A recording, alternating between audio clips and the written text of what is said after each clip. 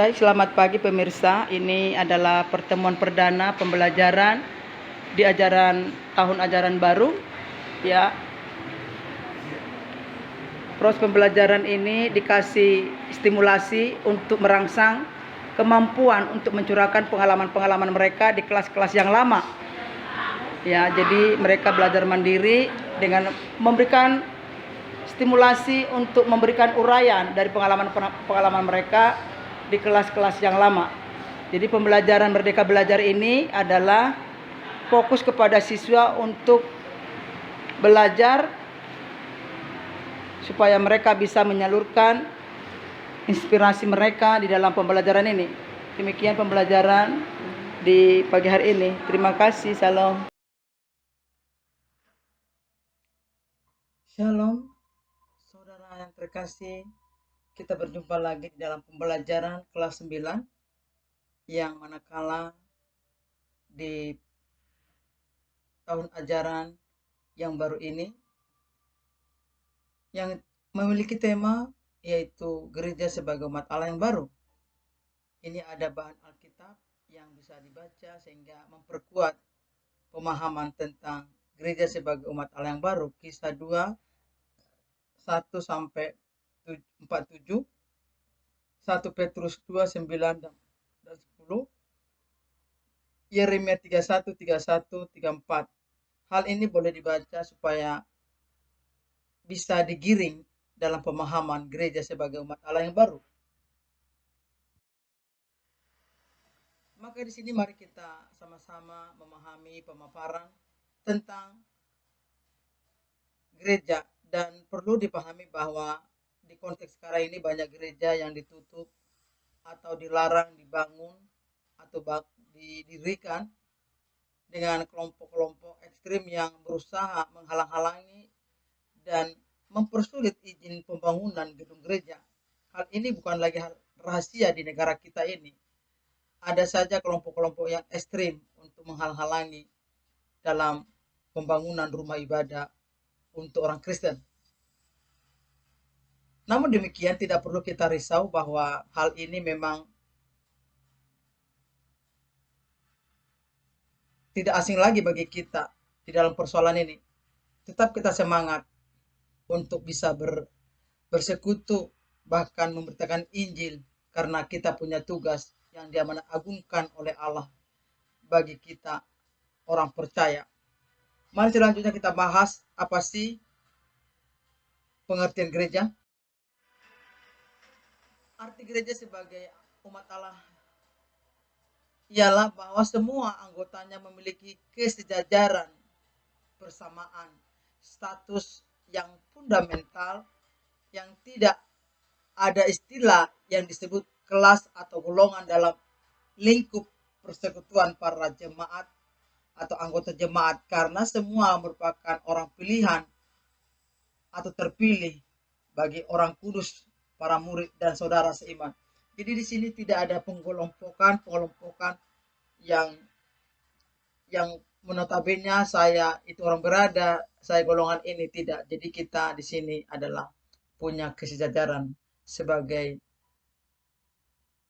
umat Allah. Pengertian gereja dalam Kamus Bahasa Indonesia ada beberapa pemahaman di sini. Gereja disebut juga gedung atau rumah tempat orang berdua melakukan upacara agama Kristen, dan juga gereja merupakan badan organisasi untuk umat Kristen yang sama kepercayaannya. Ajaran yang baik juga tata cara itu, baik itu Katolik, Protestan, dan yang lain-lain. Maka gereja adalah kumpulan umat yang dipanggil oleh Allah dan telah mempunyai iman kepercayaan bahwa Yesus Kristus adalah Tuhan dan juru selamat manusia satu-satunya melalui kematiannya, bahkan kebangkitannya.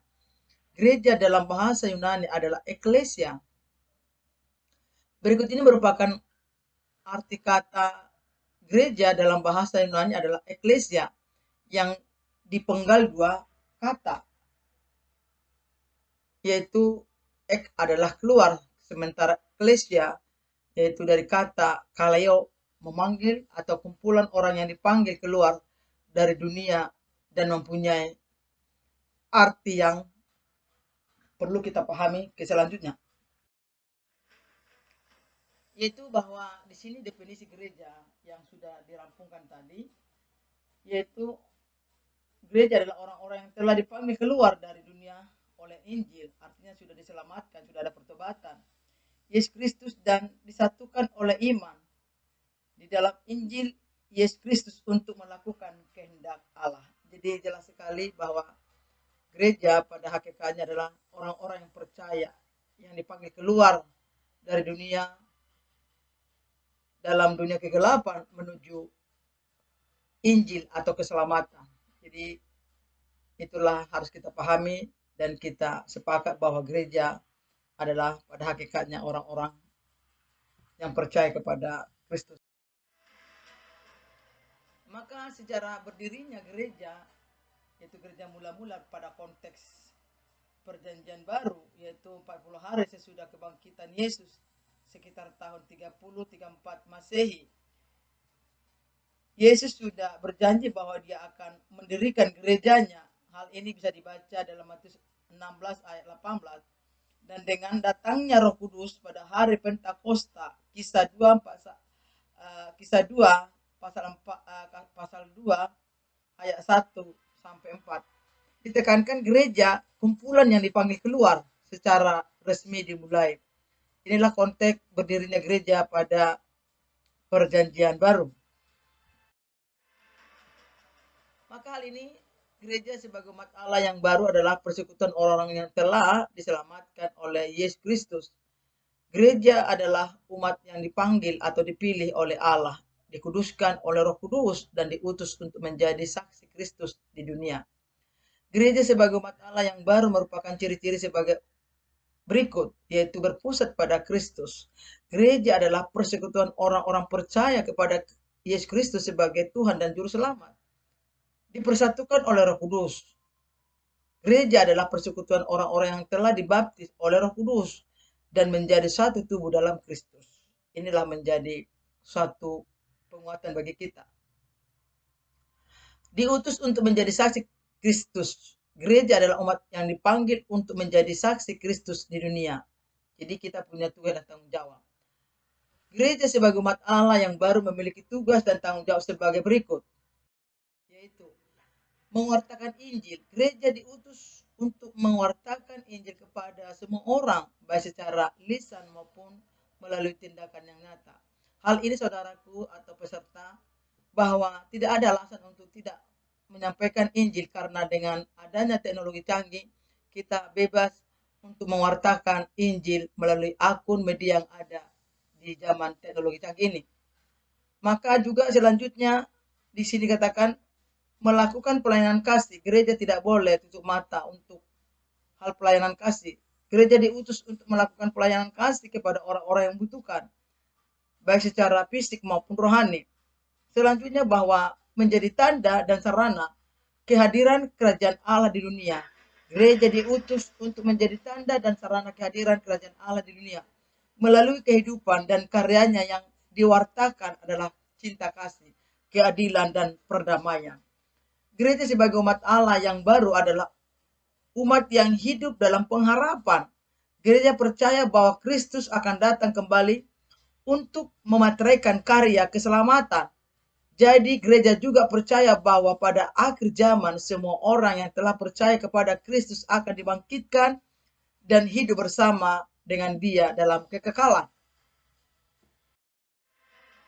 Maka pemirsa yang mengikuti akan pembelajaran ini, Anda boleh juga menjelaskan baik pengertian gereja apa, fungsi gereja apa, menjelaskan mengapa perlu gereja bagi orang percaya atau orang Kristen, dan juga menjelaskan peran gereja di tengah dunia.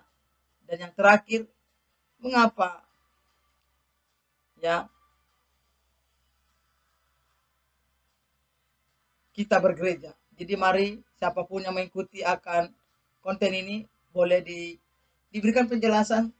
Hal ini adalah memperkaya kita untuk pemahaman gereja, baik itu fungsi, baik itu juga peran, dan mengapa kita perlu bergereja.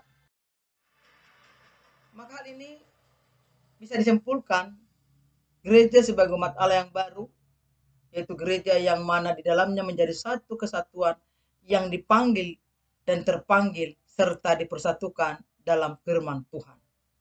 Jadi inilah kesimpulan dari pemaparan materi di pertemuan yang pertama ini, bahwa sebagai umat Allah yang baru. Jadi dengan pemaparan yang sederhana ini, materi ini bisa membuka wawasan kita tentang pemahaman gereja, fungsi gereja ini di dalam kehidupan kita, yang manakala kita hidup di tengah-tengah masyarakat atau dunia. Demikian pemaparan akan materi di ajaran tahun baru ini. Kiranya sedikit membantu peserta atau siapapun sebagai pelajar yang mengikuti ini, kiranya diberkati. Tuhan Yesus kiranya memberkati pelayanan ini. Saya ucapkan terima kasih. Shalom.